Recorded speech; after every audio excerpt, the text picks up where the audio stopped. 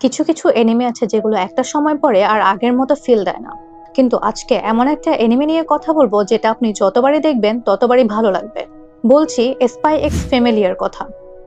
এই গল্পের শুরুতেই আমরা দেখি ওয়েস্টালিস আর অস্ট্রেলিয়ার মধ্যে রাজনৈতিক উত্তেজনা ধীরে ধীরে যুদ্ধের দিকে এগোচ্ছে। ঠিক তখনই এক কূটনীতিবিদের রহস্যজনক মৃত্যু পুরো পরিস্থিতিকে আরো ভয়ঙ্কর করে তোলে।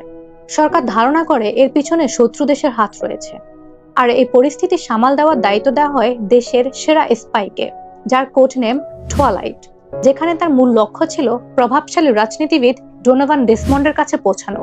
কারণ ধারণা করা হচ্ছিল এই দুই দেশের সম্পর্ক খারাপ করার পিছনে এই লোকটার বড় ভূমিকা রয়েছে। কিন্তু সমস্যা হলো ডেসমন্ড সাধারণ মানুষের সামনে খুব কমই আসে। সে শুধু তার ছেলের স্কুলের ইভেন্টগুলোতেই উপস্থিত থাকে। তাই টুয়ালাইটের সামনে তখন একটাই উপায়, তাকে একটা ফেক ফ্যামিলি তৈরি করতে হবে এবং তার পাশাপাশি নিজেরও একটা ফেক আইডেন্টিটি দাঁড় করাতে হবে। নিজের ফেক আইডেন্টিটি হিসেবে সে গ্রহণ করে লয়েড ফরজার নাম এবং পেশা হিসেবে সিলেক্ট করে সাইকিয়াট্রিস্ট। এভাবে শুরু হয় তার ডাবল লাইফ। এরপর লয়েড বিভিন্ন অরফানেজে গিয়ে একটা বাচ্চা খুঁজতে থাকে। শেষ পর্যন্ত সে খুঁজে পায় ছোট্ট একটি মেয়েকে, যার নাম আনিয়া।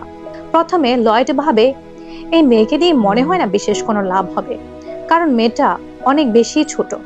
আর তখনই আমরা দেখতে পাই আনিয়া পেপারের মধ্যে থাকা ক্রসওয়ার্ড সমাধান করছে, যা দেখে লয়েড পুরো অবাক হয়ে যায়। কিন্তু লয়েড জানতো না আনিয়ার টেলিপ্যাথি আছে, অর্থাৎ এটি এমন একটি পাওয়ার যা দিয়ে সে মাইন্ড রিড করতে পারে। এই টেলিপ্যাথি ক্ষমতা ব্যবহার করেই আনিয়া লয়েডের পুরো মিশনের ব্যাপারে জেনে যায় এবং বুঝতে পারে তার নতুন বাবা আসলে একজন স্পাই। লয়েড তার মিশন সফল করার জন্য আনিয়াকে ভর্তি করাতে চায় ইডেন একাডেমিতে, যেখানে ডেসমন্ডের ছেলে ডেমিয়েন পড়ে। পরীক্ষার দিন আনিয়া প্রশ্ন দেখে পুরো নার্ভাস হয়ে যায়। আর তখনই আমরা দেখি আনিয়া এক প্রকার চালাকি করে আশেপাশে বাচ্চাদের মাইন্ড রিড করে এবং উত্তরগুলো লিখতে থাকে। আর এভাবেই সে রিটেন এক্সামে পাশ করে ফেলে। আই উইশ আমারও এই ধরনের একটা পাওয়ার থাকতো। যাই হোক, এরপরে আসে নতুন একটা সমস্যা। ইডেন একাডেমির ইন্টারভিউতে বাবা মা দুজনকেই উপস্থিত থাকতে হয়, কিন্তু এখন কি করা? লয়েডের এখন একটা স্ত্রীও খুঁজতে হবে। ঠিক তখনই আমরা দেখি গল্পে এন্ট্রি নেয় ইউরো ব্রায়ার।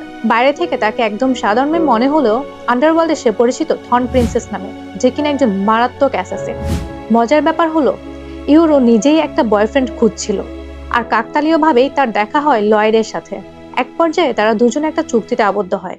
ইউরো অভিনয় করবে আনিয়ার মা হিসেবে, আর লয়েড হবে তার নকল স্বামী। অন্যদিকে আনিয়া তো এই কাণ্ড দেখে মহা খুশি, কারণ তার কাছে অনেক মজা লাগছে এটা ভেবে যে তার বাবা একজন স্পাই আর মা একজন অ্যাসাসিন। কি একটা কাণ্ড! এভাবে শুরু হয় পৃথিবীর সবচেয়ে অদ্ভুত কিন্তু মজার ফ্যামিলি। এরপর আসে ইডেন একাডেমির ইন্টারভিউ এর দিন। লয়েড চাচ্ছিল কেউই যাতে তাদের পরিবারটাকে সন্দেহ না করুক, তাই সে খুব সতর্কভাবে সব পরিস্থিতি সামাল দিচ্ছিল। ইন্টারভিউ শুরু হলো। ইন্টারভিউতে আনিয়াকে তার পরিবার নিয়ে অনেক প্রশ্ন করা হচ্ছে।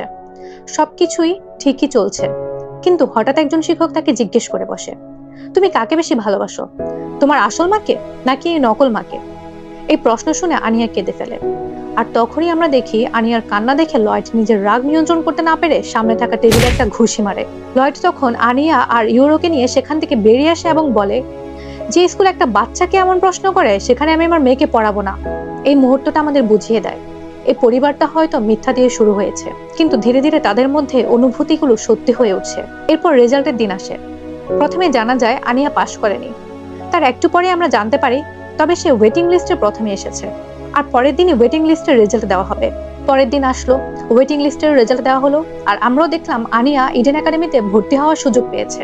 এভাবেই শুরু হয় স্পাই এক্স ফ্যামিলির অসাধারণ যাত্রা। তো এই ছিল এপিসোড 1 থেকে 5। এপিসোডগুলো আপনাদের কেমন লেগেছে অবশ্যই আমাদের কমেন্টে জানাবেন। পরের এপিসোডগুলো দেখার জন্য আড্ডাভার্সের সাথেই থাকুন। দেখা হবে পরের ভিডিওতে। ততক্ষণ পর্যন্ত ভালো থাকুন, আর অবশ্যই আড্ডাভার্সকে সাবস্ক্রাইব করুন।